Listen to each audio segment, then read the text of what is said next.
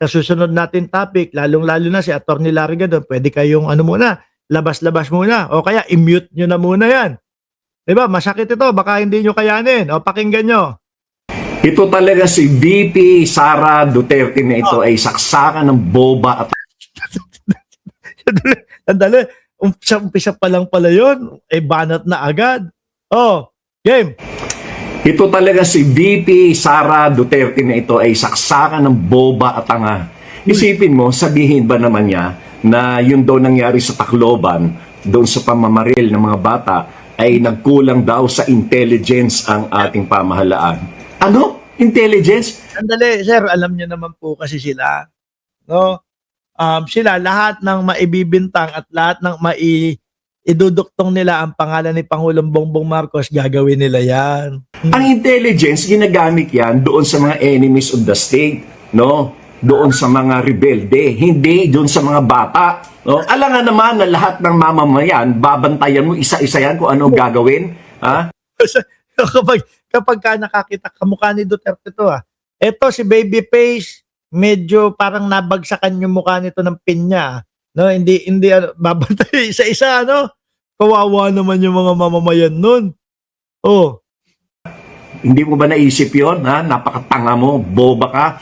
Isipin mo, 115 million Filipinos, babantayan mo, you will need 100. Lahat binayaran tayo. Siguro po yung confidential funds na pera, kulang po yung mga mas malaki ang hihingin ng mga ito sa confidential funds 100, ilan po tayo? 115 sabi ni Atty. Larry Gadon ng mga Pilipino. Konti na lang po. Kaya yung sabi ko sa inyo, yung INC na parali nila na 11,000, wala pa yatang 0.1 yun sa porsyento, di ba? Ng populasyon ng Pilipino. 115 policemen para bantayan kung ano ginagawa nila. Tanga ka. Intelligence pinagsasabi mo. That's because you lack intelligence. No intelligence at all. Sabi ko sa inyo mga DDS no, kayo binantaan ko. Ang sabi ko kapag medyo sensitibo kayo at hindi nyo kakayanin yung mga sasabihan ng mahina ang ulo, ang Vice Presidente, pwedeng mag-mute kayo o kaya umalis muna kayo saglit. Di ba? Oh.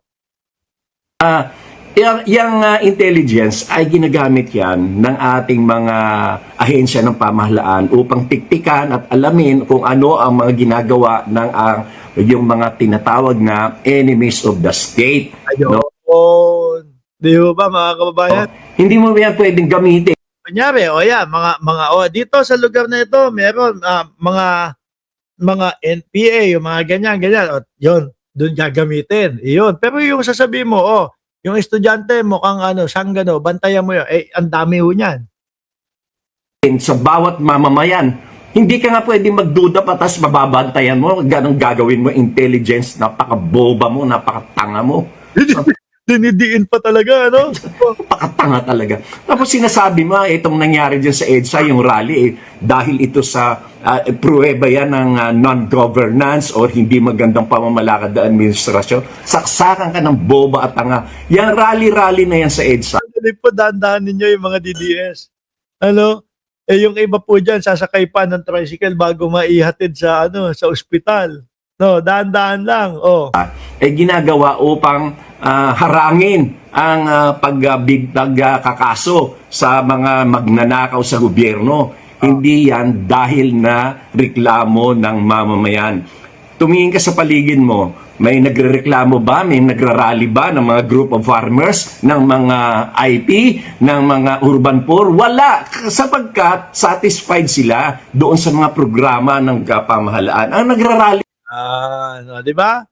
Meron yung mga nagrereklamo, yung mga nagrereklamong mga farmers, pero kay Roque nagrereklamo kasi inagawan daw sila ng lupa ni Roque. Kinakampihan lang nila magnanakaw na kagaya ng mga kaibigan mo, no?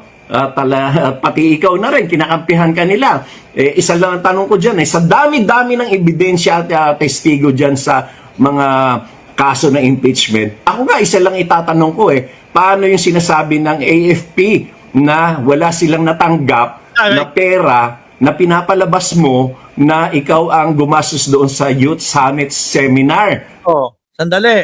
Mga kababayan, baka sabihin ninyo, nag-iimbento lang itong si Larry Gadon. Ano? Hindi ho. Mga boss chief, Chef, sandali. Papakita ko sa inyo yan. Kailangan kompleto tayo, rekado sa ebidensya eh, no? Asan ba yon? Yung mga, asan ba?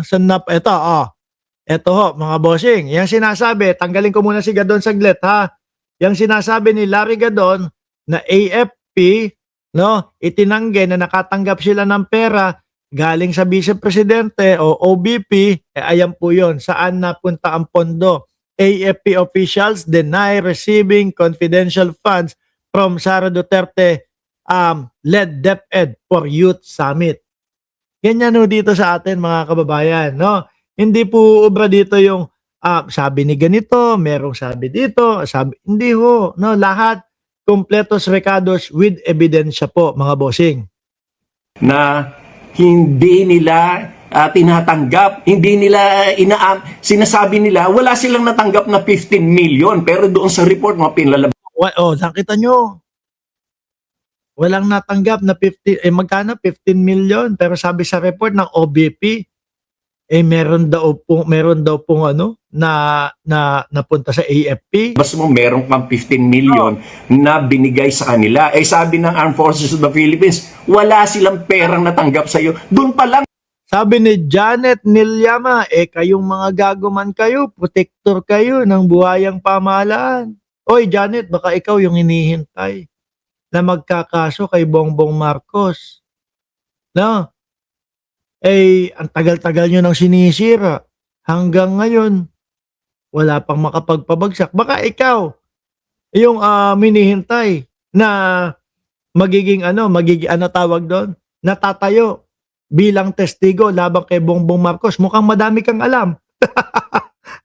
Mukhang madami kang alam kasi sinasabi mo, buhayang pamahalaan pumunta ka na doon sa Supreme Court, punta ka. Baka sakaling ikaw yung makatulong at ikaw yung maging hero ng mga DDS. Sa mga matalino kayo dahil sa kayo'y nakakakuha ng malaking pera. Matalino. Meron akong kilala, may 75 million pero hindi matalino. 'Di ba? Anime fan channel. Kilala niyo din yung sinasabi ko na nakakuha ng 75 million pero hindi matalino. Bakit ko nasabing hindi matalino? Inilaglag yung kanyang sarili. Di ba? Balang araw mananagot din kayo. May ganun pa ha? Mananagot pa ha? Saan ba? Sige nga. No? Ikaw na din. Sampa mo na din ako ng kaso para managot na din kami agad-agad. Wag na yung balang araw at tagal pa nun.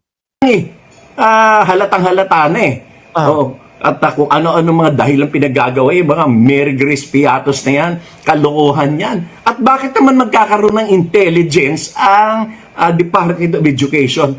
Role ba ng DepEd ang magsawata ng mga rebelde, ng mga komunista, ng mga terorista? Hindi naman yun ang role nyo. Kaya nga huling-huli na tayo dito sa kagalingan ng kaisipan ng mga kabataan dahil kasi nagkulang ang DepEd nung panahon mo lalo na alagaan ang tungkulin ng ating pamahalaan tungkol sa edukasyon.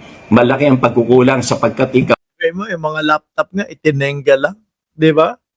Ma'am Juby Sestera, Lisa, na pambansang nanay survivor. Ting-ting mga DDS kung magsalita akala nila alam nila ang mga batas. Ganyan lang naman yung mga yan ikaw ay bobo at tanga. Saksakan ka ng tanga, Sara. Para magsalita ka ng ganyan, hindi mo lang nakikita yung nasa paligid mo. Napakaganda ng pamamahala ni Pangulong BBM. Ikaw isama niyo na po yung mga DDS dyan, na nabulag sa mga Duterte. ang walang kakwenta-kwenta. Kaya dapat ikaw mag-resign dahil wala kang kakwenta-kwenta. Bukod sa boba ka na, tanga ka pa, hindi ka pa marunong magsalita, mali-mali ka pa mag-English, mali-mali pa yung mga sinasabi mo. Naku, dapat ka talagang Tama na po. Masyado na pong nasasaktan yung mga DDS.